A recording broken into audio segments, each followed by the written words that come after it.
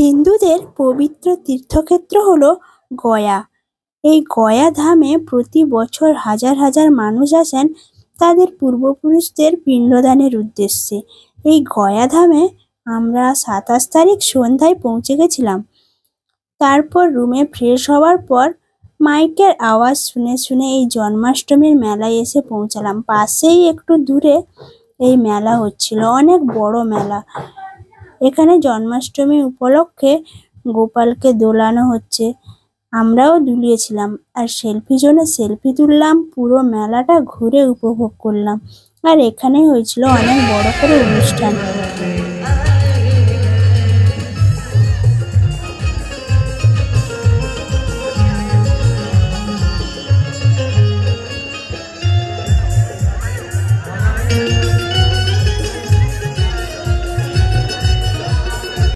শ্রী রাধাকৃষ্ণের একটা ছোট্ট মন্দিরও রয়েছে এখানটায়। পুরো মেলা ঘোরার পর দেখলাম এখানে প্রসাদ বিতরণ হচ্ছে আর প্রচুর লোকের সমাগম এই মেলায়। প্রচুর ভক্তগণ লাইন দিয়ে এখান থেকে প্রসাদ নিচ্ছেন, আমরাও প্রসাদ নিলাম। তবে একটাই সুবিধা, মেয়েদের এখানে লাইন দিয়ে প্রসাদ নিতে হচ্ছে না। প্রসাদে দিয়েছিল লুচি, তরকারি, মিষ্টি, পায়েস, সুজি আরও অনেক কিছু। পরের দিন সকালে আমাদের যাত্রীরা সবাই চান করে রেডি হয়ে গেছে গয়া শহর ঘুরে দেখার জন্য। আর যারা বয়স্করা এসছেন তারা শ্রাদ্ধ দেওয়ার জন্য।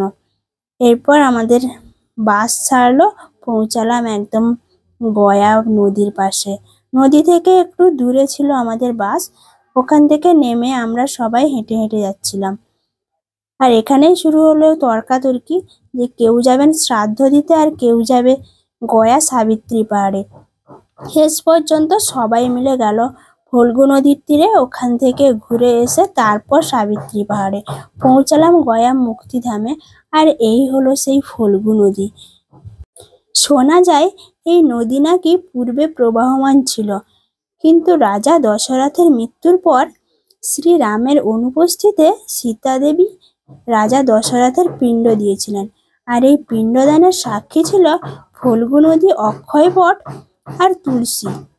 শ্রীরাম ফিরে এলে সীতা দেবী পিণ্ডদানের কথা জানান এবং বলেন যে এর সাক্ষী আছে অক্ষয় বট, ফল্গু নদী আর তুলসী। কিন্তু অক্ষয় বট সত্য স্বীকার করলেও ফল্গু নদী আর তুলসী স্বীকার করেন না।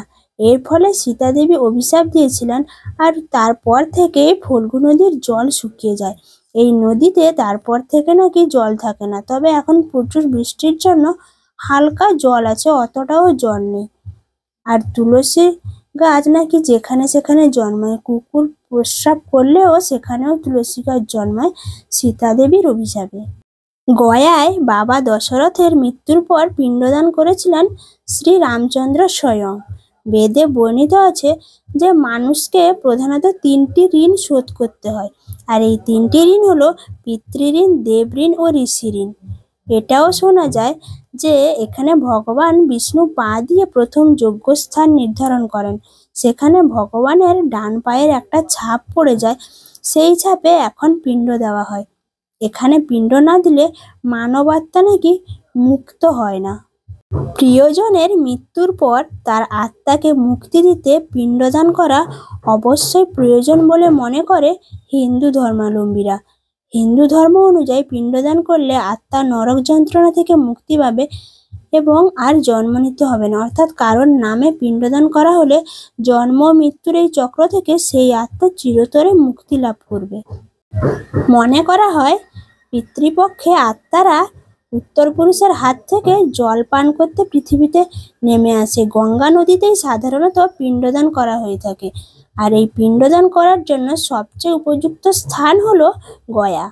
পিণ্ডদানের প্রক্রিয়াটি ৩ ভাগে বিভক্ত: স্নান, সংকল্প এবং তর্পণ। প্রথমে গয়া স্নান সেরে তারপর প্রয়াত পূর্বপুরুষদের উদ্দেশ্যে পুজো সমাপন করতে হয়। এরপর ৫ দেবতা এবং নবগ্রহের উদ্দেশ্যে অর্ঘ্য দিয়ে তর্পণ করতে হয়। অনেকে পিতৃপক্ষ চলাকালীন জল এবং তিল বীজ দিয়ে তর্পণ করেন। বিহারের প্রাচীন শহর এই গয়াতে রয়েছে বিষ্ণুপদ মন্দির। বর্তমানে অবস্থিত এই মন্দিরটি ইন্দোরের রানী অহল্যাবাই হোলকার 1766 সালে তৈরি করেছিলেন। এই মন্দিরটিও ফল্গু নদীর তীরে অবস্থিত। মন্দিরের ভিতরে প্রবেশ করলে দেখা যায় অনেক দোকান রয়েছে এখানটায়। আর মন্দিরের ভিতরে যেতে মূর্তির কাছে কোনো ফটো তোলা যায় না, যেতে পাশেই রয়েছে অনেক দেবদেবীর মূর্তি। তবে মেন মন্দিরে ওখানটায় কোনো ফোন অ্যালাউ নেই, ফোন রেখে যেতে হয়। এই মন্দিরের সব থেকে গুরুত্বপূর্ণ বিষয় হলো যেটা, এখানে শ্রী বিষ্ণুর পদচিহ্ন আছে, যা কালো কষ্টি পাথরে সংরক্ষিত।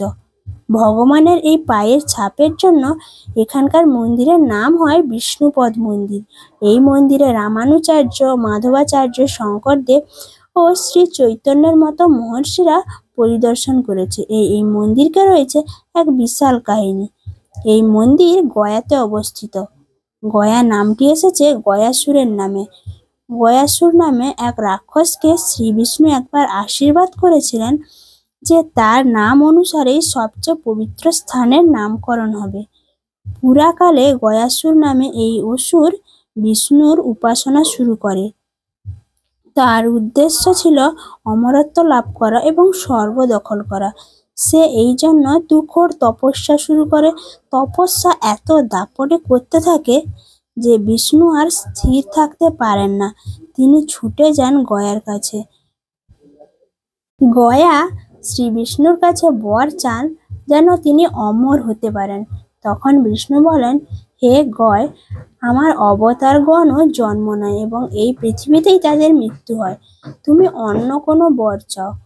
তখন এই পৃথিবীর সৃষ্টির কারণ আমি তোমাকে পৃথিবীর নিয়মের ব্যতিক্রম কোনো বর দিতে পারবো না, তুমি অন্য কিছু চাও। তখন গয়া মহা চিন্তায় পড়ে যায়। শেষে হেসে বলে, হে পরম বিষ্ণু, আমাকে এমন এক দেহ দান করুন যেন আমার দেহ স্পর্শ না করে এই পৃথিবীর কারো স্বর্গলোক প্রাপ্তি না হয়। তখন ভগবান বিষ্ণু বললেন, এই জন্য আমাকে যজ্ঞ করতে হবে এবং তোমাকে মৃত্যুবরণ করে দেহখানা দিতে হবে। এ শুনে সদা হাস্যময় গয় নিজের দেহ দান করতে প্রস্তুত হন, কিন্তু সে এত বিরাট ছিল যে বিষ্ণু কোথাও দাঁড়াতে পারছিলেন না। তখন গয় নিজের মাথা পেতে দেয়। ভগবান বিষ্ণু সেই মাথায় পা দিয়ে অত্র এলাকাকে মহাপবিত্র বলে করে দেন এবং বর দেন যে এইখানে পিণ্ডদান না করে কোনো দেব, দানব বা মানুষের আত্মা স্বর্গলোকে প্রবেশ করতে পারবে না। পুরাণ অনুযায়ী গয়াতে অবস্থিত বিষ্ণুপদ মন্দিরে পুজো করে মৃত আত্মীয়ের শেষকৃত্যের পর ছাই গয়ার গঙ্গায় বিসর্জন করলে সেই আত্মীয় মুক্তি লাভ করবে। এখানে সবার পিণ্ড দেওয়া শেষ হলে আমরা বেরিয়ে এলাম সাবিত্রী পাহাড়ের জন্য। এইখানে হচ্ছে মৃতদেহ দাহ করার জন্য সেই কারেন্টের যন্ত্রপাতি, আর বাইরেই রয়েছে বিশ্রাম করার জন্য বেশ বড় বড় অশ্বত্থ গাছ। কথিত আছে যে পূর্বকায়ায় 360টি পিণ্ডদানের বেদি ছিল। বর্তমানে সেগুলির মধ্যে 48টি বেদি অবশিষ্ট আছে। ওই পিণ্ডদানের জায়গা ওখান থেকে ফল্গু নদী থেকে বেরিয়ে প্রায় 2-3 কিলোমিটার হাঁটার পর আমরা এখন যাচ্ছি সাবিত্রী পাহাড়ের দিকে। আর এই হলো সেই অক্ষয় বট। এই বটবৃক্ষের নাকি কোনোদিন মৃত্যু নেই, চির অমর হয়ে বছরের পর যুগ যুগ ধরে এই বৃক্ষ এখানটায় বেঁচে আছে। ওখানে শ্রাদ্ধ দেওয়ার পর এই অক্ষয় বটের কাছে এসে শ্রাদ্ধ দিতে হবে। আর এই হলো সেই সাবিত্রী পাহাড়। এই পাহাড়েই আমরা উঠবো। আর এই সিঁড়িতে নাকি এখানে এই পাহাড়ের সিঁড়ি আছে 450টা। আর আজকে আছে প্রচন্ড রোদ। কিভাবে যে এই সিঁড়ি অতিক্রম করে উঠবো জানি না, তাও শুরু করলাম। এসছি যখন কোনো মতে উঠতে হবে। অনেক বৃদ্ধ লোকেরাও উঠে যাচ্ছে, আর আমি যদি না উঠি কিরকম দেখায় সেটা। এই 30-40টা সিঁড়ি ওঠার পর কুকুরের মতন হাঁপাচ্ছে। আমি জানি না কিভাবে উপরে উঠবো, তবে এসছি যখন সাবিত্রী মায়ের দর্শন করেই যাব। চলো কতটা যেতে পারি দেখা যাক। যেতে যেতে পথেই রয়েছে অনেক মন্দির, আর এখানে রয়েছে এক মনসা দেবীর মন্দির। এখানে মনসা মায়াকে চারদিক প্রদক্ষিণ করলে নাকি শরীরে এনার্জি পাওয়া যাবে। এখানে ঠাকুর মশাই বললেন যে এখানটায় প্রদক্ষিণ করে প্রণাম করে গেলে আরো সিঁড়িতে ওঠার আরো শক্তি বাড়বে। আমরা এখানে মনসা মায়ের কাছে প্রণাম করলাম। আর এখানে রয়েছে শ্রী হনুমানজি, আর এখানে রয়েছে বিশ্রাম করার জায়গাও। তারপর আবার শুরু করলাম হাঁটা, প্রচন্ড রোদ। তো চলো আবার গিয়ে বিশ্রাম নিব একটু, এখন শুরু করি হাঁটা। করে চলে এসেছি, আর যা হচ্ছে না, মানে এবার একটু তো বিশ্রাম নিতেই হবে।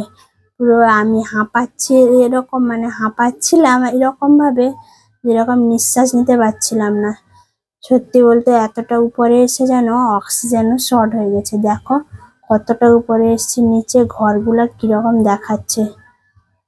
পেলে অবশ্যই জলের বোতল নিয়ে আসতে হবে। শেষে সাবিত্রী মায়ের দেখা পেলাম। দেখো আমার মাও চলে এসছে অনেক কষ্ট করে এতটা উঠে। আর এখানে নিচেই আছে মন্দিরের কাছে অনেক দোকান পুজো দেওয়ার জন্য, এখান থেকে প্রসাদ নিতে পারেন। প্রসাদ আরো মালা টালা অনেক কিছুই আছে, তবে এখানে ফোন অ্যালাউ নেই, তাই সাবিত্রী মায়ের দর্শন করাতে পারলাম না। আর নিচে দেখো, নিচের দিকে মানে উপর থেকে নিচটা কেমন লাগছে। পুরো গয়া শহরটাই যেন এই সাবিত্রী মায়ের মন্দির থেকে দেখা যাচ্ছে। পুরো উপরে চলে এসেছি, এখান থেকে দেখো গয়ার শহরটা কেমন লাগছে। এত বড় বড় বিল্ডিং গুলা এইটুকু এইটুকু লাগছে। আর এখানটায় পুজো দিতে 100 টাকা নেয়, মানে পুজো 50 টাকার আছে। আর এখানে ভিতরে সাবিত্রী মায়ের কাছে সবার নাম গোত্র বলে পুজো দিতে, আর একটা লাল কাপড় দিচ্ছে যেটা ঘরে রাখার জন্য ঠাকুরের কাছে। ওখানটায় ঠাকুর মশাই 100 টাকা নিচ্ছেন। ব্যাস এতটা পরিশ্রম আর গরম, এখানে সবাই শুয়ে গেছে। তারপর উঠে আবার নিচে নামছি। এখন নিচে তো নামতে হবে, কিছু করার নেই, রুমে যেতে হবে। বিশ্রাম নেওয়ার পর এখানে আরো মন্দির আছে, মনসা মায়ের মন্দির, ওখানে প্রণাম করেও যাচ্ছি। এই দেখো এখন প্রায় 12টা 1টা মতন বেজে গেছে। প্রচুর রোদ, কিভাবে উঠছে দেখো। বয়স্ক লোকরা তো উঠতে পারছে না, তবুও তারা চেষ্টা করছে। আর আসার পথে এই হলো মাতৃজনী।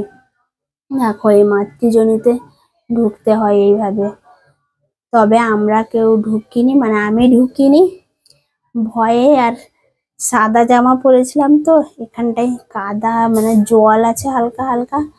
এই মাতৃজনী এইভাবে ঢুকতে হয়, আর এরপর দিয়ে বেরোতে হয়। দেখো এই ছোট্ট একটু জায়গা, এর মধ্যেই বেরোতে হবে।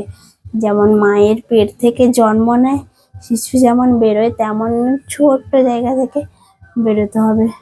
মামি ঢুকেছিল একা, আমরা কেউ ঢুকিনি। আর এই পাহাড় থেকে নামার পথে জঙ্গলের দিকে একটা রাস্তা চলে গেছে। এখানে নাকি জঙ্গলের ভিতরে নাকি এক বিশাল বুদ্ধদেবের মূর্তি আছে। তবে গেছিলাম, মাঝ রাস্তা থেকে ঘুরে এলাম, আমাদের যাত্রীরা কেউ গেল না। তো এখন সোজা বাড়ি।